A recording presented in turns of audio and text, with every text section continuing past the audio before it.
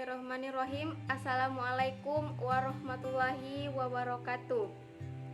Perkenalkan, nama saya Asisa Nur Fadila Rashid dari jurusan Manajemen kelas F, Fakultas Ekonomi dan Bisnis Universitas Negeri Makassar. Di sini saya akan menjelaskan tentang keputusan pendekatan NPV atau Net Present Value. Baik, sebelum kita membahas lebih dalam lagi tentang pendekatan Net Present Value atau NPV, ada baiknya kita mengetahui dulu apa sih definisi dari Net Present Value atau NPV. NPV atau Net Present Value adalah nilai keuntungan bersih atau perolehan keuntungan yang diperoleh di akhir pekerjaan suatu proyek atau investasi. Perhitungan Net Present Value atau NPV sering dipakai sebagai pembantu dalam mengukur apakah suatu proyek dapat dinyatakan fleksibel atau layak atau sebenarnya tidak layak.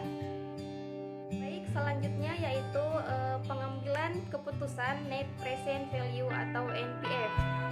Teknik pengambilan keputusan dengan mempergunakan pendekatan NPV yang bisa dikatakan bersifat kuantitatif, maka tentunya isi kelemahan daripada NPV itu sendiri pasti ada.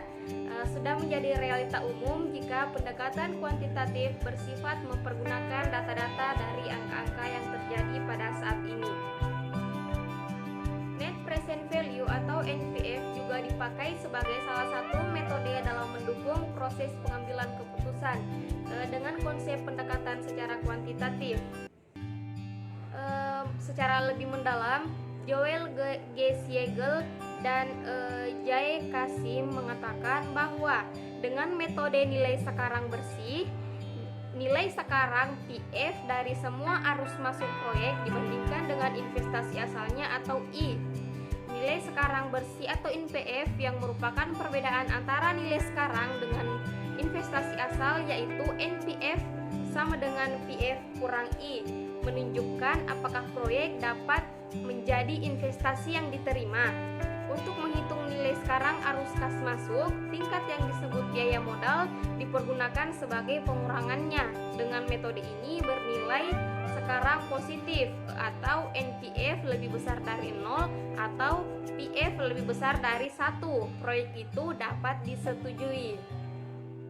Jadi, dapat disimpulkan bahwa yang pertama, jika NPV 0 lebih besar daripada NPV 1, maka proyek tersebut dinyatakan tidak layak untuk dikerjakan atau invisible.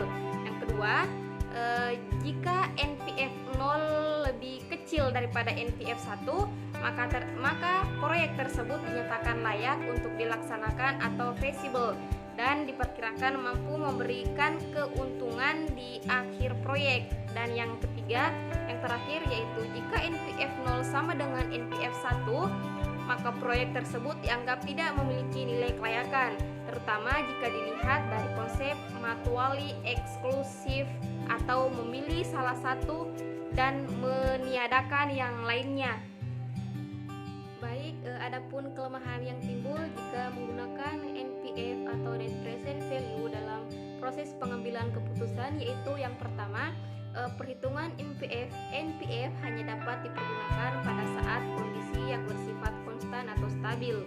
Yang kedua, kondisi internal dan eksternal perusahaan berada dalam kondisi posisi aktual return atau sesuai dengan konsep keuntungan perusahaan yang diinginkan. Jika tidak seperti itu, maka keakuratan hasil sulit dicapai. Yang ketiga yaitu stabilitas keuangan perusahaan dalam keadaan mantap dan peluang investasi di berbagai tempat selalu tersedia dalam keadaan yang baik, sehingga pada saat kondisi keuangan perusahaan berada dalam keadaan kurang mantap, maka ini akan menyulitkan bahkan memungkinkan di tengah jalan proses pengerjaan proyek akan tertunda. Yang keempat yaitu jika data-data untuk hitungan dipergunakan data-data masa lalu, maka artinya rekomendasi yang dibuat berdasarkan sumber data masa lalu, dan dengan data tersebut rekomendasi tersebut dijadikan sebagai prediksi di masa yang akan datang. Baik, selanjutnya dalam menghitung Net Present Value atau NPV kita dapat mempergunakan rumus sebagai berikut, di mana NPV itu sendiri yaitu Net Present Value, IP itu investasi pada proyek yang diperhitungkan, I0 itu investasi investasi bersih atau neto, R itu cost of capital atau biaya modal, N itu umur manfaat, dan T itu periode waktu. Adapun pengertian dari cost of capital menurut Joel G. Siegel dan J. Kasim adalah tingkat pendapatan yang diperlukan untuk memelihara nilai pasar atau harga saham sebuah perusahaan. Juga disebut dengan hurdle rate atau tingkat batas, cut off rate atau tingkat penggal batas, atau minimum required rate of return atau tingkat pendapatan minimum yang diharapkan. Jadi dapat disimpulkan bahwa NPV atau net present value ialah penilaian keuangan bersih yang ada di dalam suatu proyek setelah dikurangi oleh biaya-biaya lainnya, sehingga nilai pertambahan atau kekurangan uang proyek yang ada dapat dijadikan acuan untuk menilai layak tidaknya keuangan proyek. Dengan kata lain, penilaian yang dilakukan untuk NPV ini bersifat aliran kas keuangan yang bersih. Jika NPV lebih besar daripada 0, investasi yang dilakukan memberikan manfaat bagi perusahaan dan proyek bisa dijalankan. Sedangkan NPV lebih kecil daripada 0, investasi yang dilakukan akan mengakibatkan kerugian bagi perusahaan dan proyek pun akan ditolak.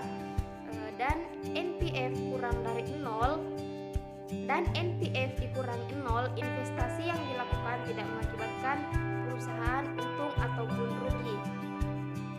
Baik, itulah tadi pembahasan mengenai pendekatan net present value atau NPV yang dapat saya sampaikan. Semoga apa yang saya sampaikan ini dapat bermanfaat bagi teman-teman sekalian, utamanya bagi diri saya sendiri. Jika ada kesalahan mohon dimaafkan. Assalamualaikum warahmatullahi wabarakatuh.